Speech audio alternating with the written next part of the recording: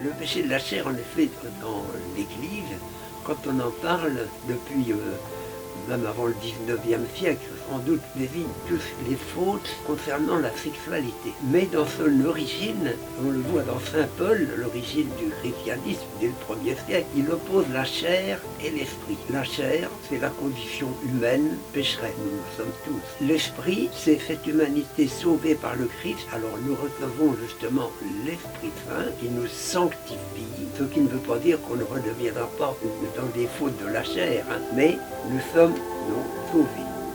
Alors il faut donc distinguer ce rapport de Saint Paul par rapport à l'expression aujourd'hui péché de la chair qui désigne la sexualité. Voilà. Mauvaise pensée, mauvais geste, enfin tout ce qu'il y a de mauvais. Quoi.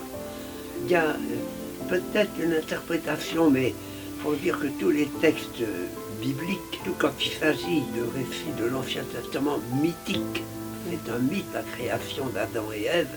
Nous ne sommes pas devant un fait historique, mais devant ce qu'on appelle un mythe, c'est-à-dire une façon imagée de faire comprendre quelque chose de profond. Dans ce récit, qui est le 2e chapitre de la Genèse, 2e et début du 3e,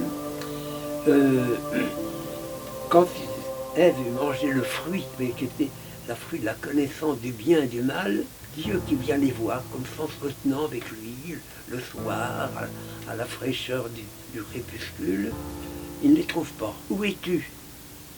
Il demande à Adam. Je suis là. Je me suis caché. Tu t'es caché parce que je suis nu. Est-ce que tu aurais mangé du fruit de la connaissance du bien et du mal? Donc on voit le rapport, je suis nu. Alors on a pu interpréter ce récit comme une faute d'impureté, alors que ça n'a rien à voir avec l'impureté. Mais c'est quand même pris comme exemple pour prendre conscience que Adam et Ève avaient consommé le fruit de la connaissance du bien et du mal.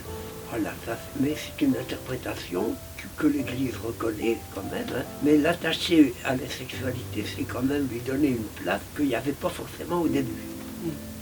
Hein.